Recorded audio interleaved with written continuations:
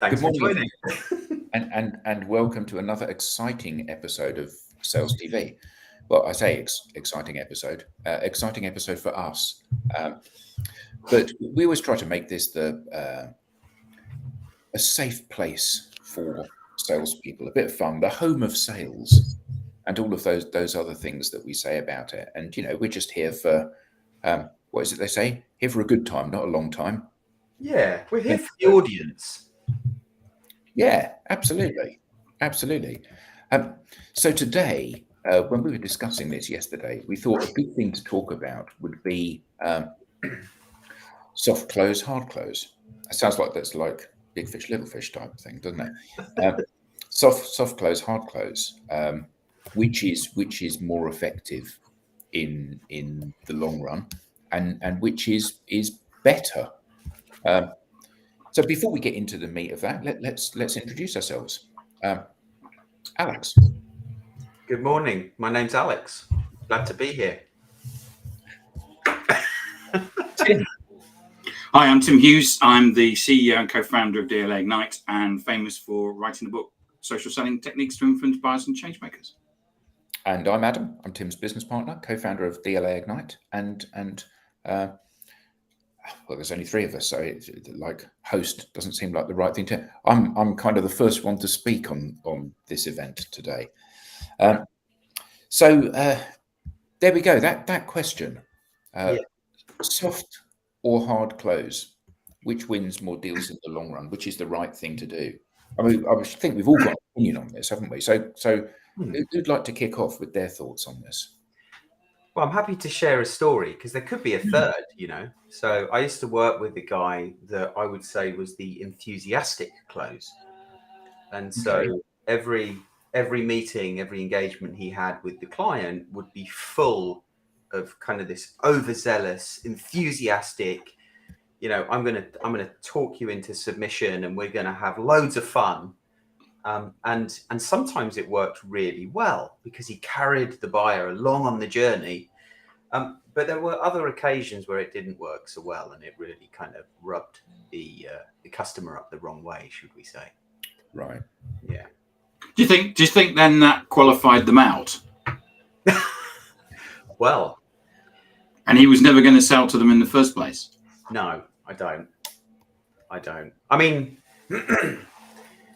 maybe there could be, maybe there was an occasion or could have been an occasion where that happened, but I am privy of an occasion where that definitely wasn't the case, and the feedback from the customer. Get him off my side.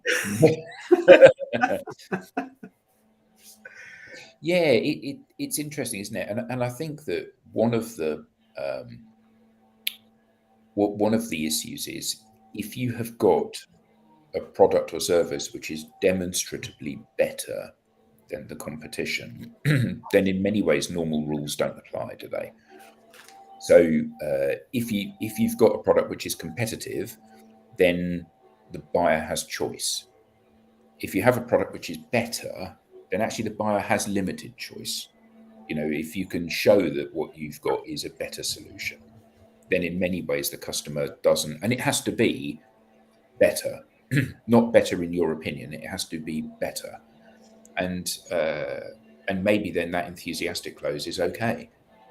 You get really excited about your product and how fantastic it is, and the buyer goes, yeah, I'm up for this. Yeah. I think I agree and I disagree, because even though your product might be better, you have to almost prove the value in order to successfully close the deal. And often with better products, they're more expensive or better solutions, let's say, they're more expensive than the rest, and so you have to work harder at building that value and defining the value quite early on, in order to get to a point where you can actually close the deal and it's not lost to indecision, let's say. So Alex, what in terms of a sales process, It's a bit of a loaded question, but I'm guessing you're of the opinion that every meeting should have some sort of next action. Yeah. Well, I'm certainly of the opinion that every meeting should have a value exchange. Yeah. That then encourages that next action, so that it's not forced per se. And what's the value exchange? Because a Rolls Royce is value, but a plastic bag is value. Yeah, I think you have to think about the individual. So it might be as simple as you've taken the time to get to know them, listen to them, and therefore they feel like it's been a valuable experience spending time with you. You may not have talked about anything to do with your product and the product value. Now, I know that I was once told by a salesperson that they saw a sale very much about holding a ball. And what happened during the sale was basically this ball was passed between the salesperson and the prospect. And what you needed to do as a salesperson was always make sure the ball was in the prospect's hands rather than your hands. Yeah. I mean, is that something that you think of, or? Yeah, I like that analogy. I've not heard that one before. Yeah, certainly when you feel like the prospect is moving the ball forward, if we continue that analogy into a game of football or American football,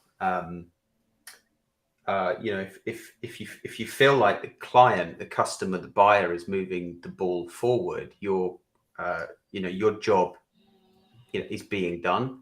I guess you want to be part of that play though, as the salesperson. Because if you think about, quite often in sales processes that we've been on, there's probably been some form of demonstration. The demonstration actually is where the prospect passes the ball to the salesperson, because it's their job to basically go and organize that. Yeah. And so what happens is at that point is that you lose control, or you're losing. If we take control as a metaphor for closing through the sale, then in effect, when that's been passed to you, you lose control because you have to go away and sort something. Yeah. Unless you say, "Can you give me some demo data?" at which point you've passed it back. Yeah. Yeah. No, I like that. I like that analogy. Yeah. Or you say, well, is a demo the right thing? Most companies that I speak to think they want to see a demo, but by seeing a demo, it kind of restricts the way that they think about solving their problem. Because the software it does become very features based, the conversation then, doesn't it? Let me show you another thing. And one of the things that we know is that the customer's not often in the same place that you are. So the thing that you think is really amazing, the customer often doesn't understand or care about. And the danger is that you go off down one of these flights of fancy, don't you, where you're showing all of these things that you think are wonderful and the customer has no interest at all in them. Yeah. Yeah. As we were leading up to this call this morning, I was thinking about soft close versus hard close, and I was thinking about the fact that closing a sale is never one activity. It's not like, right, we're ready to close, even though most sales processes will have closing at the end of the sales process. I think there's so many different activities that need to be done. If done well, increase your chances of closing that piece of business. And therefore, if I understand the definition of soft close versus hard close, what is your definition? I think that's a really good point to have a quick minute or so on. Well, they're not my terms, but when I hear them, what I think about is, well, a hard close is when you're perhaps more persuasive, you're a little more pushy, Whereas a soft close is you're closing the deal, but it's perhaps more strategic. It's more buyer-centric. The buyer feels like they're closing the deal rather than the seller. That's in my mind. Be interesting to hear your perception. My view is that soft closing probably is more about empowerment. And hard closing is what you probably read about in books, where you go, you said at the beginning of this sale, your buying criteria was X, Y, and Z. We meet X, Y, and Z. Why aren't you buying type conversation? Mm. Yeah. I always think that a soft close is where you're not closing, like you said, Alex, where they close. Where you don't sell, they buy. Yeah. I always find that a very pleasurable experience. Whenever anyone says hard close, I get this mental image of Glengarry Glen Ross. Coffee is for closers. This whole kind of would you like one or two of those? Would you like us to install this on Monday or Thursday? That's very kind of closing off exit routes for the buyer. And I think that given the current climate, and I don't mean the economic climate, but I mean the kind of existential climate that we're in, we've already seen over the last couple of years, or few years, seen a whole host of mis-selling scandals. We've seen it with PPE, we've seen it with diesel cars, we've seen it with investments, we've seen it with property. And I can't help thinking that if I, as a salesperson, make you buy something that is either not right or something that you don't want to buy, there is going to be at some point that coming home to roost. Yeah. So you guys had a way of selling stuff that was really obnoxious and disempowered the buyer and forced the buyer to buy something they didn't want to buy, like the old classic kind of encyclopedia salesman or Kirby vacuum cleaner salesman, to pick one as a joke. But that whole idea where basically you put your foot in the door and you don't let somebody get away. And I think actually that there are going to be a whole host of problems around that in the coming months and years. Yeah, I'd like to think that doesn't happen so much anymore, but I've witnessed it. In the various environments that I've been in. Never practiced it because, as a sales leader, I've always put the afters at the front of my mind. So, what is that path to value for success for the customer following signature? And felt accountable as a sales leader to work with the customer success team to ensure that the baton's handed over smoothly and the customer is on the path to realizing that value. But there are many, many examples that I've kind of witnessed in other teams where, something has been sold. I don't know if missold is the appropriate term, but the commission is so important to the individual. By hook or by crook, they're going to get pen to paper. Yeah. And then there's a train wreck for the customer success team to clean up. And they're off. The salesperson's off. And I don't agree with that. No. It also, in the examples you rattled off, Adam, it also depends on buyer mode. So the mode that the buyer's in. So buyers basically will be in will be in a position where some of them will be, they don't mind it. So it's often called even keel, where things are going long. Others are in growth mode, and it's a buyer that's in growth mode that you're looking for. But some buyers are basically desperate. For example, you're in the middle of a pandemic. There's no PPE. So what do? You just go out and buy whatever's there. Yeah. And of course, what happens is you buy the wrong stuff. And so quite often what happens is that you can be in that buyer mode in business where you're in, where we've been in a situation just in the last few months where an organization came to us where they had no pipeline and the leader basically was going to get fired unless he did something about it. And what we've done is that we've sorted out pipeline for him. But he was actually in desperation mode. And we transacted that deal at a big ERP vendor in a week. Yeah. but purely because of the particular buyer mode was desperation. Yeah, they were very motivated, weren't they? And we were talking to basically the decision maker and the person that signed the check, which is the optimum that you can have in any sale. Sorry, Alex. Sorry, guys. I'm receiving messages that there's an error when trying to join the live. Do we see anything on the back end? Jordan's managed to get on through my profile, but someone's just messaging me saying there's an error on the page. So I've looked at. Oh yeah. So you can look at your profile. So your profile, Alex, has 6 viewers at the moment. Yeah. I'm looking at my profile, and there isn't any. And it won't let. And it won't let you watch. Yeah, Jordan's watching it through my profile, but it won't let him comment.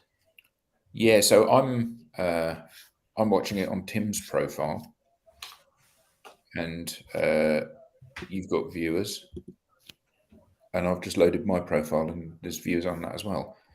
So maybe that's why we've not had comments today. Charlie Platt made a comment has just come through. I saw in your profile, Alex. Yeah, I got on by your profile. Cool. Brilliant. Yeah. Hi, Charlie. Thanks, Charlie. Yeah. Yeah, I mean, I think that's a really good point, and I think that, but that was an example of I mean, that was your prospect. I use the word prospect in the loosest term there, but that was your relationship, wasn't it, Tim? And you didn't have to close that.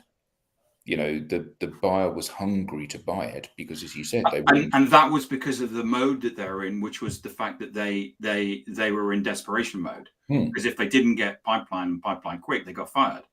But that was not a case of that was very much a soft close, wasn't it? You basically said, "Here's what we can do. This is what it's going to cost," and they said, "Yes, I'll have some of that, please. When can you start?" Yes. So that was a very soft close. In fact, it wasn't even a close; they closed. Yes. You didn't have to say about, well, you know, if we don't start today, we can't start for 6 months, or you didn't have to say we're about to have a price rise, or you didn't have to say, you know, we can start on this date or this date. There was no. You just laid it out, and they said, "Yes, please." Yes, there was a clear, compelling reason. Yeah, absolutely. But that's lovely, isn't it? Because the buyer was hungry to progress it. You answered their questions about when we can begin and what the process would look like and what the cost was. But there was no sense in the buyer's mind that they were being sold to at all. They were buying, which was lovely for them and for us, in fairness. But you know, the other side of that is the kind of, and we've all seen it, where, as you said, Alex, the seller is so focused on making their commission that you're going to buy this whether you want to or not. Yeah, there's also certain products as well which are always closed on the first meeting. So, for example, if you go and buy a kitchen or certain curtains or bathrooms, the salesperson is expected to close on that first meeting. And if you don't buy, they will never follow it up, because the assumption is that the second kitchen salesperson that you see will close it. Really good point. Yeah, but that's and that isn't a commission thing. That is they know that it's a do or die situation, and there's as far as you know, their view is that, you know, you want a kitchen because you've filled in the ticket in the Sunday Times. You've called the salesperson in. You've basically gone through, and quite often they will map it all out. And you know, you're over an hour or 2 hours. You will have designed the kitchen, and it's like, well, do you want to buy it or not? Yeah, and this is where closing is part of the other activities within the sale. You know, like qualification, like discovery. You know, these aren't one-hit activities where they often can be talked about from an enablement perspective. And you know, in software sales, I've worked in the environment where you'd have 18-month sales cycles. When we moved to SaaS, you know, we moved that down to sometimes 6 weeks. But you know, when you're buying a kitchen or a bathroom, it is very much, you've got all the information. Why can't you buy it now? Mm. And they're not after it's and quite often they're on very low basic. So you could say they're after the money because they need to eat and pay the mortgage. Yeah. But it's not like, I've seen situations where people have walked away with a lot of money and selling something that probably doesn't work, whereas what they're selling from a bathroom or a kitchen perspective does work. Yeah. You joked earlier, Adam, about the Kirby vacuum cleaners, but that, listening to Tim, it does remind me of my Kirby vacuum cleaner days where I'd be in the customer's house trying to close the deal on the night, because if I didn't, it wouldn't get closed. Yeah. And that is amazing, isn't it? Because there are products which are very much an impulse buy. So I remember, I grew up in a household where we had an Encyclopedia Britannica on the bookshelves.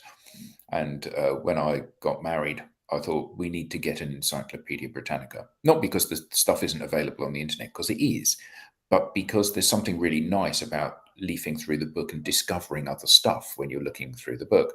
Makes you look intelligent as well, Adam. Well, I need all the help I can get. And so I did, like you said, Tim, I filled out one of those cards in the back of the, whatever it was, the Sunday Times or whatever, and I sent it off. And then we got a phone call from the Encyclopedia Britannica salesman, and they rocked up. And I don't know if you've ever been subject to that. I'm sure it is like the experience, which is sat down and said, right, the options are, yeah. And that's how you met, isn't it? Yeah. Can you show the comment? So the questions that I had for him are, how much extra is it to have it leather bound rather than vellum bound? And how much is it? That's all you don't need to do the presentation, because I'm sold on the idea of buying one of these. I just want to know how much it's going to cost and how we can pay for this. Yeah. He didn't want to give you the price, did he? No, but it wasn't even that they didn't want to give the price. It was that the sales presentation was so phenomenally compelling that, I was ready to buy, and yet I was ready to buy more after they've said, here's what it does. I know it does that. It's got all of these different, it's got this section at the front. I know it's got that section. I've got one. Look, it's there on the, and we've got this. And it was really interesting that they wouldn't deviate from the sales script. Now, we've all worked with salespeople that are like that, no matter what it is they're selling. But it was really interesting that sales process led inexorably to a point where you had a hunger to buy it, and they were going to close it there and then. Yeah. Mine was hoovering the bed as a Kirby vacuum cleaner salesperson. That was oh my God, that's just come out of my bed. How much is it? Oh, it's 1,200 quid. Oh, no, thank you. Yeah, I was talking to a sales leader in the car industry, BMW actually, and he said that their sales process was really interesting, because their sales process was not to answer questions. Oh, really? Yeah. So what they would do is that you'd come in and say, a particular, I've seen one on the forecourt, but I particularly wanted it in red. Can you get me one in red? He said, let's talk about that when we deal with the paperwork. And what happens is the whole of the sales process is to not answer your questions and basically get you to the paperwork, which is part of the closing process, obviously. And do you see that as a hard close or just a process? It's their sales process. And then I don't know if you've ever seen that. If you go onto YouTube, you'll see that there's basically salespeople have a quadrant which they basically get you into, because what they do is that they try and get you to talk about the payments per month rather than the other things. If you go onto YouTube, you'll see that there's plenty of people, ex-car salespeople, that say this is what we do, and what you need to do is you need to be talking about this in this quadrant rather than this quadrant. But I mean, that's just another way of closing, which is to not answer the questions and to get you through the process to ultimately to get you to talk about the payments and most people, when I say that, they go, yeah, that's what happened when I went to buy a particular car. Yeah, interesting, because often you don't spot it when you're in the heat of the moment. You don't. It wasn't until this sales leader in BMW told me, and I went, "Oh yeah, of course, that's how it Yeah, yeah. Focusing on the afters. So Neil Johnson, thank you for the comment in my DMs. Using your initiative if you can't comment on the on the actual live, but he makes an interesting point. The telephone demo scene in Wolf of Wall Street doesn't help the perception of closing. No. Maybe how not to do it. I do have that clip ready if anyone's interested. Yeah, by all means, play it. Although sometimes the sound doesn't work on a. Yeah, try not to talk while you're doing it, Alex, because it. Is this the one where he sits under the table? Benchmark for future business, Kevin. You feel comfortable with me hear now, it? Scott? And then you'll know for Yeah. sure that you finally found a broker on Wall Street that you can trust and who can consistently make you money. Sound fair enough? No, yeah, I gotta say I'm pretty impressed. I don't know, what are you thinking? Kevin, you give me one shot here on a blue chip stock like Kodak. And believe me, Kevin, the only problem you're gonna have is that you didn't buy more. Sound fair enough? Shit, my wife might divorce me, but yeah, let's do it. Yeah. Excellent choice, Kevin. How much you want to go for this time? Let's do $5,000. We try 8,000, Kevin. All right, let's do 10. 10. You want to do that? Excellent choice. Kevin, let me lock in that trade right now and get back to you in a few minutes with an exact confirmation, Kevin. And welcome to Stratton Oakmont. Thanks, man. I'm gonna have a beer. It's fun. Take it easy, Kev.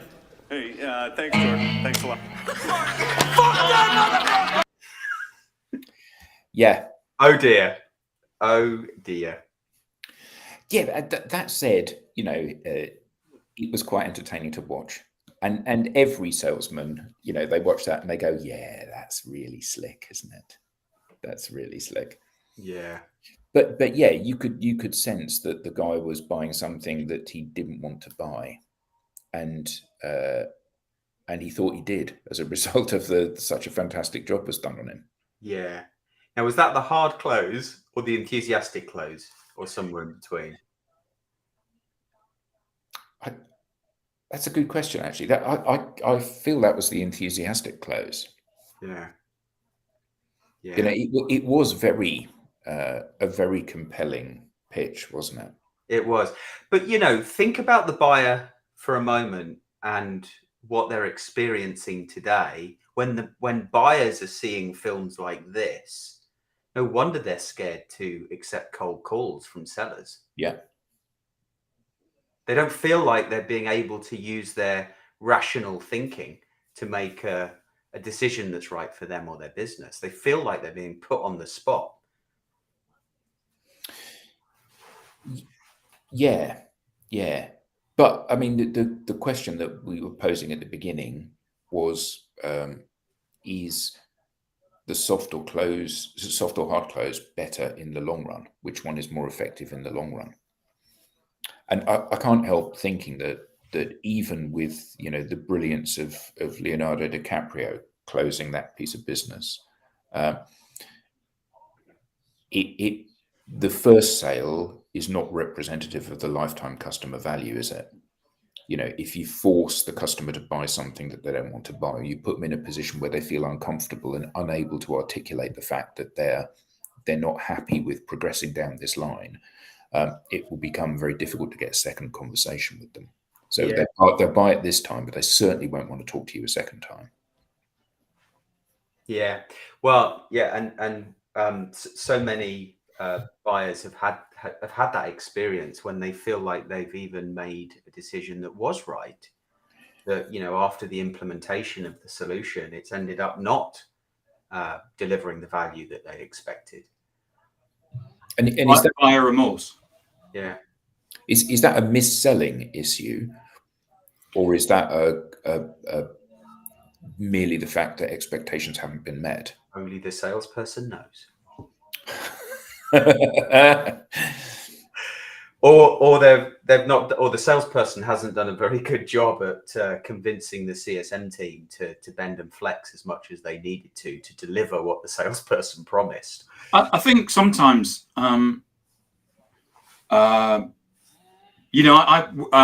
we early days of running this company, we went and spoke to a very large company that sorts out if you've got rats and mice and wasps and stuff.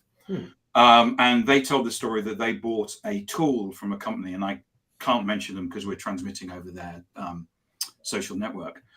And they bought a particular tool off them, and this company came in and gave this amazing presentation about how it was going to completely transform all of their sales. And they switched it on a Monday, and nothing happened. Now, they actually said maybe we were a bit naive that we didn't think about actually training people. But the presentation they felt had come across as all you had to do was basically put this onto everybody's desktop, and your sales. Look at this company; they increased their sales by X, and this increased. So was that buyer naivety? Well, they were certainly having buyer's remorse. Maybe it was presented more of as the solution that was going to solve all problems, but there was certainly a disconnect between the buyer and the seller at that point. Yeah, and I think that can happen because we're sort of focusing on delivering outcomes as the solution, not the product itself. But then I think it's the responsibility of the sales team to then help manage that situation. And I think all too often the sales team will say, "Hey, not my problem. I've done my bit. I've been paid." When actually, and this probably comes onto another topic around measurement, but well, compensation is a different subject. I mean, that's a different day, isn't it? So yeah. But anyway, back to sorry, you were going to say something, Adam. No, I was just going to say, following on from that, I think that the part of the challenge here is that we all know what are the psychological drivers. Everybody wants something for nothing. Everybody wants a free gift. Free gifts, even if they're useless, are still a very compelling thing. And it's like this pest control company. If you buy this, it'll do all the work for you. Well, actually, we all want that. And that's why we see so many organizations that buy these marketing automation tools and cold outreach tools. This will deliver you a constant stream of leads. No, it won't, because actually the world and life doesn't work that way. There's no such thing as a free lunch. However, every one of us, when we get that email that says, I'm the lawyer working on behalf of Prince whatever, and we've got $19 million and we need your bank details to transfer it all to you, and there's only a small fee for doing that. All of us think to ourselves, I wonder. And there's that lovely meme, isn't there, about man in Nigeria dies with $150 million in his apartment that he's been trying to give away for the last 2 years. And the point is that we, all of us, hope that there's an easier path between here and there. Yeah. You said something there, Adam, about marketing automation as the example, and I can't help but think that we're now in a position where these tools that were once bought to deliver an ROI are no longer delivering the ROI, yet the people using them are so tired of how clunky they are and outdated they are. They'll encourage a switch to a different platform because it's easier to use, and then they'll make sure they make up the story internally for the ROI in order to get the support from the people that influence the decision and can actually execute the contract signature and the implementation. I've seen that as well. Adam and I were working with an organization where marketing said, "What's the Salesforce product for email marketing?" They'd already bought that. It didn't work. They weren't getting any response from email marketing, so they went out and bought Eloqua, which isn't £100 a month, and we still didn't get a response from email marketing. Yeah, and they left 3-6 months later. Yeah. But the point here is that when sometimes it does turn into a let's bash marketing session, but the problem is when you have a lot invested in a particular belief system, because actually email marketing hasn't always not worked. Once upon a time it did work. Once upon a time you changed from sending letters to sending emails, and it opened up an instant delivery to a global thing with a zero cost attached to it. And all of a sudden it was like, wow, this has opened the doors. In the 90s when we started doing it, and everybody would respond. Yeah, and for 10 or 15 years after that, it was the golden era of email marketing. And in those days, understanding open rates, understanding split testing, understanding headlines, understanding the power of images and personalizing those to individuals, understanding how to orchestrate a campaign through that, all of those things yielded a massive benefit. Because let's be honest, a 5% uplift in open rate, if you're sending 1 million emails and 20% of people are opening them, is a massive difference. If you're sending 1 million emails and 3 people are opening them, a 5% increase makes no difference at all. And the problem is that we've had this big shift, but people are still wedded to the old way of doing things, believing that there's some value in it. And I think that your point about changing to a more elegant interface that's less clunky and easier to use and more pleasurable to use, because to rock somebody's whole worldview, to say this way of doing things simply doesn't work. And it's like when we talk about cold calling, and we say cold calling is a complete waste of time. And what a lot of people that are very skillful at the telephone, at telephone sales here, is that telephone sales is dead. And it isn't. We never said that. If you phone somebody up and the person is waiting for your call and wanting to speak to you, the telephone is far more powerful than a messaging exchange. Of course it is. In the same way that a face-to-face meeting is far more powerful than a telephone call. But actually, the point of the cold call is that if there is no credibility there, you just have words, and everybody has words, and you become like Leonardo DiCaprio in the clip you showed. Yeah. And the point is that actually you need to build the basis on which the words are listened to and believed. So cold calling is a complete waste of time, but telephone sales is incredibly powerful still, but you have to do the thing where the person is going to take your call and go, "Oh, Alex, it's really good to hear from you. Nice to meet at last." That's when it's at its most valuable. And I think a lot of people are scared that the 25, 50 years that they've spent developing their telephone selling technique is wasted when they hear cold calling doesn't work. And it isn't wasted. It's absolutely valuable. Yeah. Agreed. Look, we've got 6 minutes or so left, and Neil Johnson's just made another comment I wanted to share with you. He thinks closing should be the most sophisticated part of the sales process, as when done with intellect and professionalism, it can cement the relationship. Training should focus on this and discovery as most important phases, in his opinion. Is that I'm just doing some active listening on that, Alex. So in terms of discovery, that's about understanding what the business requirement is, and the issues, and where the buyer is in terms of their own thought process and what they get from it, and then using that through the sale to basically ultimately close against that. Is that what we're saying? So there's a subtle thing in there. So yes, but it's also helping, in my view now, it's also helping the buyer understand problems and challenges they didn't know they had yet through a series of directional questioning to help them uncover that. And I think That is incredibly powerful, because when you can uncover that as a salesperson, you can start to identify additional areas of value that you can bring to the table and increase that value exchange that we started talking about at the beginning. But is that closing? I would argue that isn't. I would argue that's part of the discovery and putting the proposal together. But You know, this is the problem, Adam. But People think it isn't about closing, but it absolutely is, because if you haven't defined.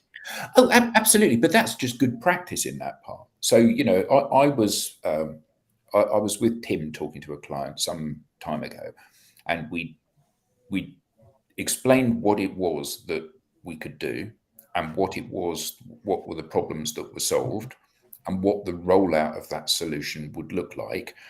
And the customer was really, or the prospect at that point was really happy with all of that. And Tim simply said to them, "So what would you like to do?" And absolutely, so it wasn't a close, it wasn't anything hard. It was simply completely empowering the client or the prospect to say, "Yes, I'd like to go ahead," or "Actually, I need to go away and think about this." And because of that, the client said, "That's brilliant. How quickly can you start?" And it was absolutely because it wasn't a close per se. It was just drawing the conversation to its natural end and saying, "What would you like the next steps to be?" Yeah. Now, it would have been very easy to be brutal at that point and say, "So we can begin this next week," or, you know, whatever the close phrase was, or "I'll get a contract over to you and you can sign it." But actually, it was much more elegant than that, the solution. And because we'd done those things that you'd said, you know, it had been, here's what we do, and listen to the client, and okay, I've got concerns about this. Okay, here's how. So all of that had been done, but that point of close was just unclose-like and very, very charming as a result of that. Well, and this is where I think, and Neil's just raised the point that I'm going to mention. You know, you are closing during discovery as you are differentiating. So as you're walking through the corridor of, you know, the virtual corridor of the purchase process, you know, there's hundreds of doors that are open, and I visualize this as, you know, it being the salesperson's job to hold the hand of the buyer and walk down that corridor, closing those doors. So there'll be lots of mini closes that need to happen in order to move the conversation forward in the direction that will end up in a, you know, a positive commercial outcome for both buyer and seller. Well, I think that even the way you cage that is a really good way of saying it, a positive commercial outcome for buyer and seller. Yeah. And I think that so often the hard close, it's about the seller, not about the buyer, isn't it? It's about transacting a deal now. You know, I'm going to make you buy this whether you want to or not, almost. And the second the salesperson gives off that impression, that's the second that they're injecting risk into the deal, using the deal, because it's about them and not the buyer. Yeah. Neil's just thanking us for being his voice. Thank you, Neil. Great conversation. Yeah, it's really unfortunate that we don't seem to have had the comments coming through. So we've had a couple, but it's not transmitting on my profile. If I look at it, my profile. Right. So obviously we're full of glitches today, which is unfortunate. But well, if we got the same problem, the problem is the platform, isn't it? LinkedIn. Yeah. Yeah. So there we are. I can't help feeling that there's more conversation to be had around this. Maybe when the comments are working properly in future. Yes. For everybody in the audience, and I can see Jackie and Charlie, and I know Neil because of the comments that he's been making through Alex. So thank you all, and everybody else in the audience. Because when I look at the profiles, I can see we've got quite a few viewers, just unfortunately not able to comment. So I hope this has been entertaining for everybody, and thank you all very much for joining. And we hope to see you again later today, or failing that next week. Yeah. So,